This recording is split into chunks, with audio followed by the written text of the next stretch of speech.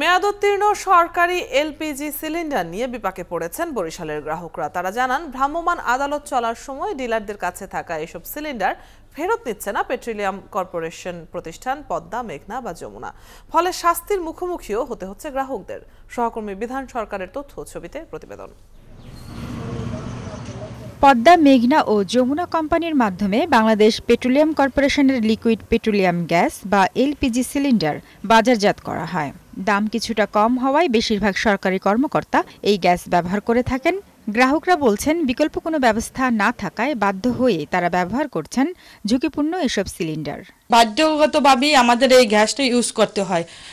ভাঙাচুরো হলেও রিস্কের মধ্যে হলেও আমাদের এই কাজটা সম্পূর্ণ করতে হয়। সরকারি বেশিরভাগ সিলিন্ডারই এখন অকেজো হয়ে গেছে, কিন্তু এই সিলিন্ডারগুলি চালাচ্ছে যে কোনো সময় একটা বড় দুর্ঘটনা ঘটতে পারে যদি নতুন সিলিন্ডার না দেওয়া হয়। তবে গ্রাহকদের চেয়ে বেশি বিপাকে পড়েছেন ডিলাররা।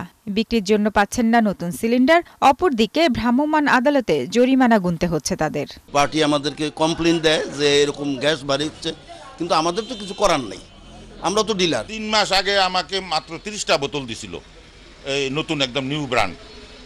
এরপর আর কোনো বোতল দেয় না। এরপর এখন যা গ্যাস আসে ওই পুরান বোতলেই আসে। বাজারে থাকা কোম্পানিগুলো কোনোভাবেই মেয়াদ উত্তীর্ণ সিলিন্ডার নিচ্ছে না।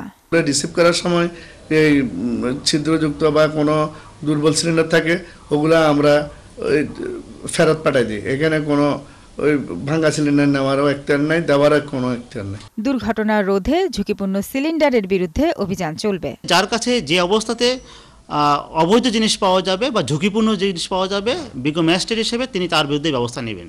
তিনি সরকারি কোম্পানি থেকে আসছেন নাকি বেসরকারি কোম্পানি থেকে আসছেন সেটি দেখার বিষয় নয়।